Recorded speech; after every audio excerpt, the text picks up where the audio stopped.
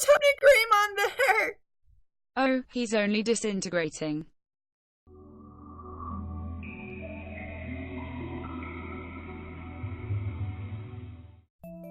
So today I'm going to be interviewing the artist behind an upcoming Digimon World 1 remake. Her name is Yasmin Down, and she's a 2D and 3D artist. She's currently working as a lecturer of games art at Bolton University, but she didn't feel comfortable speaking over voice chat. So unfortunately, I'm going to have her thoughts be represented by text-to-speech. I am so sorry, Yasmin, please forgive me, I love you. So, out of all games and all Digimon games, why did you choose to go Digimon World 1 to remake? Okay, so it was always an easy decision for me, really. Digimon World 1, for me at least, had a mixture of really interesting gameplay mixed with a great visual style that holds up even today. I love games like Digimon World Dawn and Dusk too, but they never really captured me as much as the original game did. I really loved how the original gave you a harsh sense of reality when your Digimon died. It was harsh but a really interesting mechanic because you had to make valuable use of your time with them. The programmer, Matt Jackson, didn't play Digimon World before until I roped him into the project though. But we can both appreciate the underlying complexities of the original game. I feel you on the love for Digimon World 1. I think there's something magical about how it works. Stuff like the special Digivolutions, like sleeping in Kunamon's bed to evolve into Kunamon, Angemon dying to turn into Devamon, Numamon climbing into a bear suit to become Manzemon. The world just feels very alive, don't you think? Yeah, it does. I'm genuinely surprised there hasn't already been a remake yet, actually. Well, I suppose there kind of has been, but not a direct one-to-one remake, I mean. Speaking of which, although it's never gotten a formal remake, it has gotten 2 sequels in the same style, redigitized in Next Order. What are your thoughts on those games? I haven't got around to playing them yet, unfortunately, although I really want to. I have been looking at them on YouTube to see how they go about certain mechanics though. I feel that even though we are doing a remake, it's important to modernize certain aspects of gameplay. I had the idea of having the battles feel more dynamic really, with the lower camera angle, and a fully 3D world. It is possible to do more with the battle system. I think back in the day, they were restricted with the pre-rendered backgrounds. Visually, they are stunning even to this day, but in terms of flexibility with a fully rotatable camera, they had to be compromised. Remember Kunamon's bed and the battle there? That tree was a nightmare. Ha ha ha. Yeah, I absolutely hated it. It hit all the action. Yeah, it's such a pain, ha ha ha. But yeah, I've actually noticed that you guys are going with the more modern behind-the-back camera angle, which has actually given us a different look at the digital world. For example, a broken-looking skybox. The digital world has always had a very unique kind of fusion of nature and technology. What's your design philosophy going forward with that game? Yeah, the sky was interesting. In the end, I kind of want to go for an effect like in Digimon Tamers. That sky was great, like it was always connected to Earth. Unfortunately, my environment art skills are limited as I am a character artist primarily, so I don't think I could achieve that, ha ha ha. We are only making the first 3 areas for now as there are only 2 of us, so we are focusing on File City, Green Gym and the first area in the forest. The idea is to make that, and perhaps put it out there as a small tech demo of what could be done for people to play. So, a small but high-quality slice of gameplay. So speaking of gameplay, I always find the biggest issue for getting to Digimon World 1 is not necessarily the unique playstyle, but in how hard it is to understand the mechanics of the game. I know far too many people who would struggle to get anything besides a Numamon, the failure evolution, as their first evolution. I consider myself pretty well versed in the game, but even I have to use guides to check how close I am to a decent evolution, or check the move learn sets of my Digimon and where to get those moves. Do you plan to do anything to make this game more newbie friendly in that regard? It's something I've thought about, yeah. There's loads in the game that requires a ton of research that I am not fully clued up on. Hidden mechanics and such, like how often a Digimon poops, how that affects the weight, and so on. I think for this slice of gameplay, it's not something we need to worry about in terms of explaining to the player, but if it were ever expanded, then I would definitely have more information in the UI about things, like, time till next poop ha ha ha. But not too much information though. Part of the excitement of the game is how much it just throws you into it. So just an idea I have, but maybe like a way to scan an upcoming enemy and it can show like an O if it has a learnable move or like an X if it doesn't, so a player doesn't have to spend time grinding against something only to learn their Digimon can't even learn anything from it.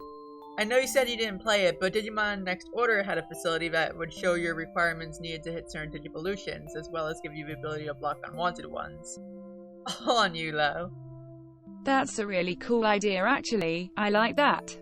Scanning for learnable moves is probably something we could look at implementing in the vertical slice. We are only having the player able to battle against Betamon for now, so there probably wouldn't be any moves they could learn, but worth thinking about. The idea is to have Betamon as a fightable enemy, and Agumon will be your partner. I'm thinking, for the vertical slice, having the stat requirements for evolution so low that he can evolve after one battle with Betamon. That way, we can also get a digivolving sequence into the vertical slice, because of course, normally, you'd be playing for hours to get anything decent, which we wouldn't feasibly be able to make. I just want to give fans of the original game something I know they have been asking for, even if it's only small. A big thing about Digimon World 1 is how much time you actually spend training in the gym. There's the amount of time you actually go about adventuring effectively. And typically, other than learning new moves, fighting random Digimon isn't that beneficial. Do you intend to find a balance that suits all three of these aspects more equally? I don't think we will balance that, to be honest. I will readily admit, I completely suck at the game design aspect of game dev, stats and such, so I feel it would be safer for me to not mess with them ideally. Ha ha ha. Very fair. So, Digimon World 1 isn't just beloved for its unique playstyle, but also for its variety. Should we expect the return of fishing and curling minigames? And if maybe you have any others in mind? Well, the fishing and such takes place after the first native forest area, but I would be 100% on board with doing that should we ever expand that. My main focus, realistically, is getting a visually great-looking game out there. Matt's goal I think is to just get something out there with his programming skills, and to learn and improve. That's both of us really.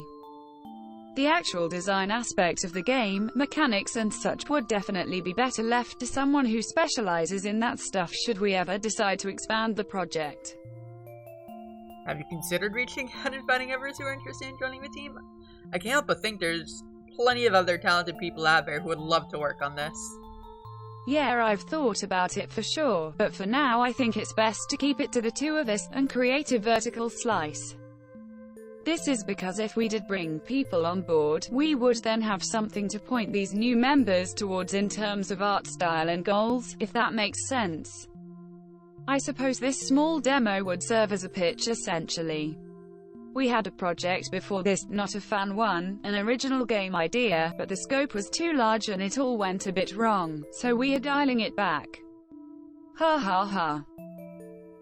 Since you are working on File City, the Green Gym, and the first few native forest areas, I gotta ask, especially with someone who's filled with love for those specific tracks, what are your intentions for going about the music? Neither of us are skilled in music, so for now it will be the sadly compressed music from the original. But there are quite a few good musicians on YouTube who have recreated music from the game we might reach out to in the future. Something I noticed about what you've shared so far is that the player character is constantly looking away from the camera. I can't help but wonder, are you having issues figuring out his aesthetic under the new visual style, or is it just a coincidence? Oh no, that's just coincidence. I must have just forgotten to rotate the camera. Ha ha ha. We have his model done and rigged. His eyes aren't set up properly in Unreal though, so they look a tad creepy right now, but he's mostly done. Well then I'm looking forward to the next tweet when you do the face reveal. This isn't in Unreal Engine, but that's his face. Ah, it looks great! I'm getting like shades of Big Hero 6 looking at him. Yeah, I used that as ref actually. Love that film. Ah, What's happening to Greymon there? Oh, he's only disintegrating. And why do you want to hurt players like this? Haha, I mean, to be fair, these images aren't part of the game. They were for a competition, which in turn inspired the creation of the game. So when the demo is available, that means this won't be the animation for a death sequence. Oh, definitely not. That kind of thing is easy to do as a still image, but really hard if it was animated, ha ha ha. I imagine we would stick closely to the original death sequence. For staff of one artist, I think that's entirely fair. Now what would be amazing is if we could get the original voice actor of Heroes in Game Shouts to re-record the lines in higher quality, ha ha ha. But alas, we are stuck with low-quality hero sound effects. Not interested in having yata.wave? Oh, it's great, just too compressed to fit on a PS1 disc at times. It sounds odd when put into a modern-looking game. So going back to the Digimon franchise as a whole, the tactic RPG Digimon Survive is due to come out next year.